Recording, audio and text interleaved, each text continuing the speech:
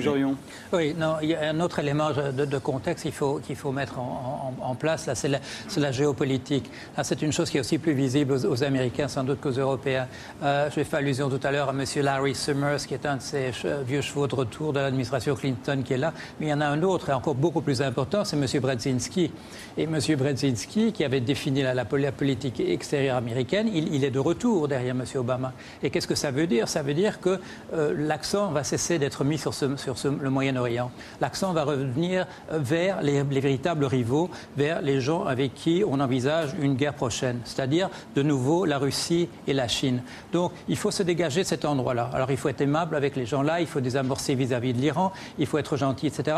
Parce que la Chine est en train de monter, la Chine est en train de monter très très vite, et ça c'est le véritable ennemi de demain. Alors il faut être préparé, il faut être prêt pour ça, il faut débarrasser un petit peu la table sur les vieilles affaires, et on va essayer de régler ça. Et le pétrole, parce qu'au Proche-Orient il y a le pétrole. On dit toujours que les Américains sont très présents au Proche-Orient parce qu'il y a le pétrole. Ils vont l'abandonner, lui aussi, il en a parlé, il y a une allusion. Ce qui était très intéressant aussi, parmi les choses nouvelles, c'est la reconnaissance du rôle des États-Unis dans le renversement de Mossadegh. C'est très très rare qu'on parle de ça. C'était en Iran, dans les années 50. 1953. 1953. Mais la manière dont Obama le présente, il disait, on a fait ça, on a renversé votre gouvernement, et puis bon, ça fiche en l'air la politique pour toujours dans cette région du monde. Mais vous n'êtes pas gentil non plus, vous faites des attentats, des trucs comme ça. C'est comme ça qu'il l'a présenté. Bon, c'est une reconnaissance, c'est mieux que rien. Ou alors, on prend un autre parallèle, c'est quand il dit aux Palestiniens, vous savez, nous les Noirs américains, on a fait ça autrement, on a fait tout ça par la non-violence.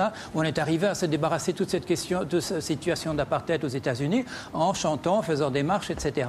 Bon, mais la situation n'est pas tout à fait la même, devant des chars et des bombes à fragmentation. C'est pas tout à fait, on ne peut pas tellement chanter, on ne peut pas tellement marcher. Il y en a qui ont essayé, mais ils ne sont plus là pour en parler.